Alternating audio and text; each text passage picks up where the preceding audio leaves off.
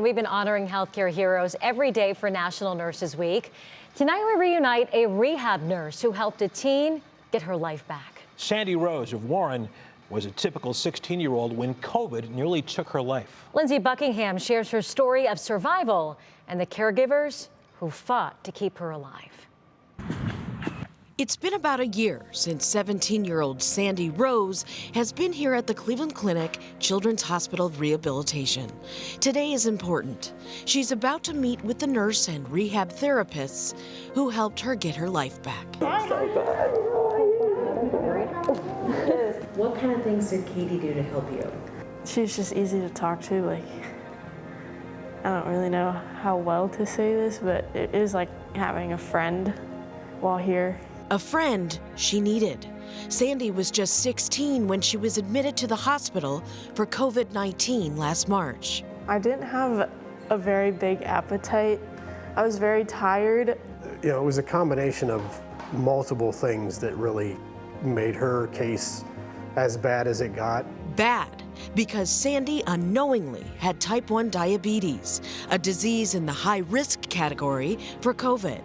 Then there was this. And then she got, it's called Miss C. After a week in the hospital in Akron, Sandy's condition worsened and she was transferred to Cleveland Clinic's main campus. Reality set in when Sandy went on a ventilator. That was when it got, excuse me, as bad as it ever got. I cry every day and I call Sandra, come back to mommy and daddy. I do remember biting on the ventilator a lot, but besides that, I don't really remember much. This high school cheerleader and active youth group member was a fighter, something she'd prove in rehab after a nearly 2-month stay in the hospital.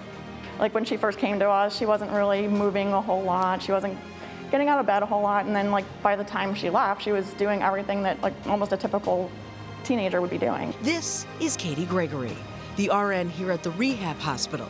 She and rehab therapists Ashley Everett and Marissa Parita helped Sandy.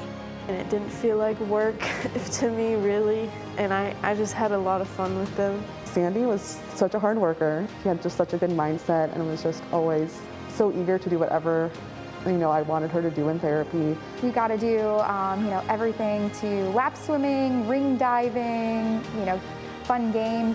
Give me a hug. It takes a special kind of person to be that dedicated to helping kids, a job Katie will never take for granted. What Sandy's gone through, and just being a part of their progress and seeing them get better and knowing that I took part in that is just so rewarding. For Sandy, she will never forget the kindness and care shown by Katie. Oh, wow. She was probably one of the nurses that made it one of the biggest impacts in my life, because she's one of the nurses that I miss the most.